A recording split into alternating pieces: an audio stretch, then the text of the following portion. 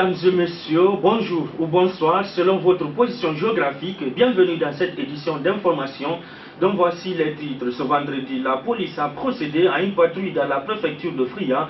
Il s'agit de contraindre les citoyens à respecter les mesures sanitaires dictées par l'Organisation mondiale de la santé et les autorités sanitaires du pays. Vous aurez plus d'écho dans ce journal.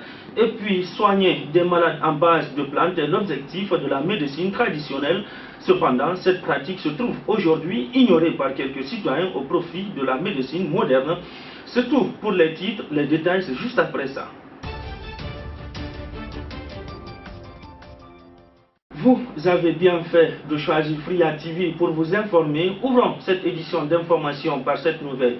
Le plan de riposte contre le coronavirus, ce devait être un plan national, mais la gestion de la pandémie révèle chaque jour des défaillances, voire de l'amateurisme sur toute la chaîne de riposte.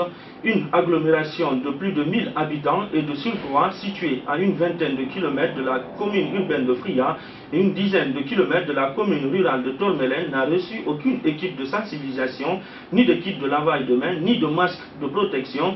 Après plus de 2 mois de pandémie dans le pays, le district de Mambori-Konkobaya, selon l'adjoint du président du district, sa communauté n'a aucune assistance des autorités ou de tierces dans le cadre de la lutte contre le coronavirus, malgré l'exposition de sa population au Covid-19.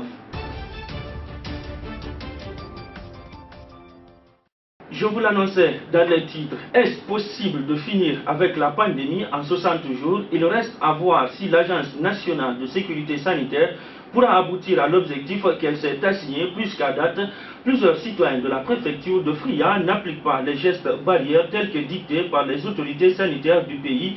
Ils préfèrent garder les bavettes en poche ou les mettre sur le cou, voire même sur le front. Ce vendredi, la police a procédé à une patrouille pour contraindre ces derniers à quand même accepter de respecter les mesures sanitaires. Suivez ce commentaire de Fatmata Chéri Kamara. Depuis la levée du couvre-feu dans la préfecture de Fria, nombreux sont ces citoyens qui ne respectent plus les mesures sanitaires. Ce, malgré la montée en flèche de la Covid-19 et les recommandations des autorités préfectorales et communales, les citoyens restent toujours inconscients et indisciplinés. Ce vendredi, les policiers sur le terrain ont appliqué la loi sur beaucoup de citoyens pour le non-respect des gestes barrières annoncés par l'ANSS. Face à cette situation, nombreux sont ceux qui soutiennent que les citoyens craignent beaucoup plus les policiers que la pandémie mortelle. Il est à rappeler qu'Adata Fria figure parmi les villes les plus contaminées par la pandémie de la Covid-19 en Guinée. Avec 25 cas positifs, 14 sorties guéries, 11 en traitement et aucun décès pour le moment. Merci à toi Fatoumata Chéri Kamara. À présent, Mohamed Lamine Fofana, ministre de la Justice et garde de Sceaux, a publié au journal officiel de la République. Il a également tenu à faire une précision hier jeudi sur quand même la falsification de la nouvelle constitution. Il a tenu à dire que les mesures sont applicables et opposables à tous. Il l'a fait savoir dans une sortie médiatique. Suivez cet élément de commentaire de Swadou Baldé. Je n'ai une dame contre personne, nous sommes élus pour travailler, nous voulons apporter plus de professionnalisme dans la pratique de mototaxi à Fria. C'est en ces termes que le responsable des questions sécuritaires de la commune urbaine de Fria s'est exprimé ce matin dans notre émission Entre nous. Le conseiller communal Abdoulaye Diallo a tenu à préciser plusieurs points sur le recensement des mototaxis dans la préfecture de Fria. Pour plus de détails, je vous invite à suivre cet élément de reportage de Amadou Bari. Suite à la manifestation des taxis-motards mardi dernier, le chargé de la sécurité de la commune réagit en apportant des précisions. Vous nous avez élus pourquoi? Pour quand même faire élu pour changer les données à Fria. Effectivement. Pour gérer la chose publique de façon rationnelle. Vous nous avez élus pourquoi? Vous nous avez élus pour assurer le développement local à la base. C'est ça l'élu local. Vous ne nous avez pas élus pour aller à la commune, croiser les bras et laisser faire. Chacun fait ce qu'il veut. Ensuite, vous direz, les gens de la commune, les élus de la commune ne font absolument rien. Poursuivant, il affirme que le recensement a été organisé dans le but de réglementer le secteur de taxi-moto, mais aussi assurer la sécurité des usagers de la route. Ce n'est pas un problème de sous.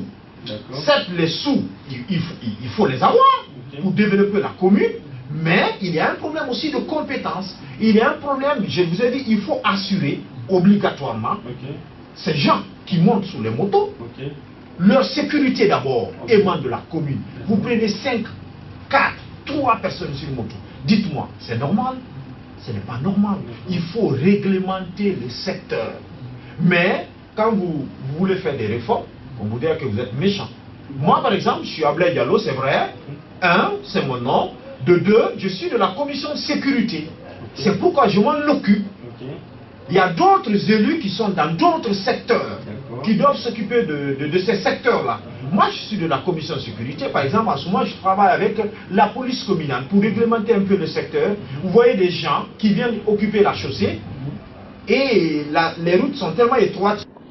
Il dit ne pas avoir des problèmes avec des taxis-motos et regrette l'attitude des responsables des taxis-motos qui se livrent à l'incitation à la violence de certains conducteurs acquis à leur cause. 2000 francs qu'on va payer, la plaque d'immatriculation va coûter 250 000. Tout ça pour remonter les taxis-motards, c'est archi faux.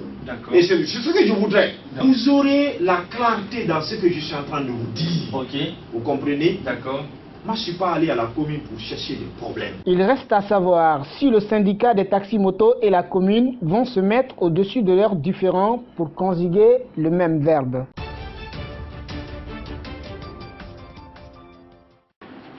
Je vous l'annonçais également dans les titres, soigner des maladies que la médecine moderne peut soigner ou encore soigner certaines maladies diaboliques, c'est en quelque sorte l'objectif de la médecine traditionnelle. Cependant, cette pratique se trouve aujourd'hui oubliée par bon nombre de citoyens au profit de la médecine moderne.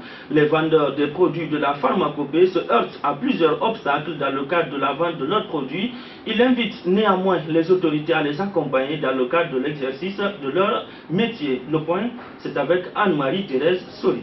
Avec l'évolution de la science, la médecine moderne fait disparaître la médecine traditionnelle, pourtant beaucoup plus considérée et utilisée par certaines communautés. Pour cette cliente, ce n'est pas toutes les maladies qui se traitent à l'hôpital. Je vais à l'hôpital, mais je n'ai pas la paix du cœur, parce que ce n'est pas toutes les maladies qui se guérissent à l'hôpital. Donc, j'utilise les produits traditionnels. Quand je quitte l'hôpital, ce sont elles qui m'aident, comme toujours. Hormis l'importance et l'efficacité de certains produits de pharmacopée, beaucoup de femmes gagnent leur quotidien dans cette vente. Mes intérêts sont nombreux. Je gagne d'argent, de quoi me vêtir, je gagne des clients et même des dépenses pour ma famille. Depuis la mort de mon mari, c'est mon gagne-pain. Par ailleurs, cette vendeuse de pharmacopée au marché central de Fria lance un appel aux autorités locales. Nous voulons que les autorités nous aident parce que nous aidons les hôpitaux, nous soignons beaucoup de personnes. Là où nous sommes, nous n'avons pas de toit pour nous protéger contre le soleil et la pluie, pour pouvoir plus aider la population. Selon moult observations, le ministère de la Santé et de l'Hygiène publique devrait penser à valoriser la médecine traditionnelle pour le bien de tous. Le reste de l'actualité emprunt politique à présent, la démission de Badra Koné au sein de l'Union des forces républicaines fait toujours parler les membres de cette formation politique. Ce vendredi, le secrétaire exécutif du parti de Sidya Touré a réagi face à cette actualité.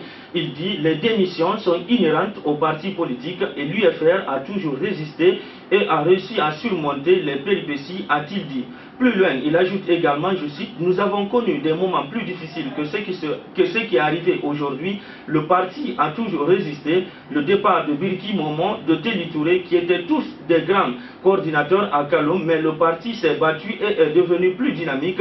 Et également, en dépit de cela, le responsable politique du parti de Sidya a promis également de se battre auprès de l'ancien Premier ministre jusqu'à l'avènement de celui-ci à la magistrature suprême du pays. » Pour boucler cette édition d'information indemnité allouée aux gloires, les propos du ministre de la Culture, des Sports et du Patrimoine historique ne passent pas inaperçus chez les anciens secrétaires généraux du Syrie national. À la suite d'Aboubakar Titi Kamara dans l'émission Les GG, Abdul Karim Bangoura alias AKB a aussi pris la parole pour dénoncer les déclarations de l'actuel ministre des Sports à la question de savoir s'il est surpris des réactions des propos de Bantamasso. AKB a répondu en ces termes. Ce n'est pas surprenant pour nous quand on entend les plaisantins parachutés à la tête d'un département des sports. Je n'attends rien de ces plaisantins. Comme l'a dit Titi, ce sont des imposteurs. On ne peut pas imposer ou opposer le Hafia à notre génération. Le football guinéen n'a pas commencé par le Hafia et ça ne finira pas par le Hafia. Il faut qu'on se respecte dans le pays, a-t-il martelé. Et voilà, mesdames et messieurs, c'est la fin de cette édition d'information, mais voici pour vous le rappel des titres. Ce vendredi, la police a procédé à une patrouille dans la préfecture de Fria. Il s'agit de contraindre les citoyens à respecter les mesures sanitaires dictées par l'Organisation mondiale de la santé et les autorités sanitaires du pays. Vous avez eu plus d'écho dans ce journal. Soigner des malades en base de plantes est l'objectif de la médecine traditionnelle. Cependant, cette pratique se trouve aujourd'hui ignorée par quelques citoyens au profit de la médecine moderne. Vous avez également eu des échos par rapport à cette information dans notre édition d'information. Merci à l'équipe cadrage du jour, Kerno Sirendiaï. Merci au monteur Jules Zoguelemou. Merci également à vous téléspectateurs de Fria TV. Excellente suite de programmes en compagnie de notre télévision. Au revoir.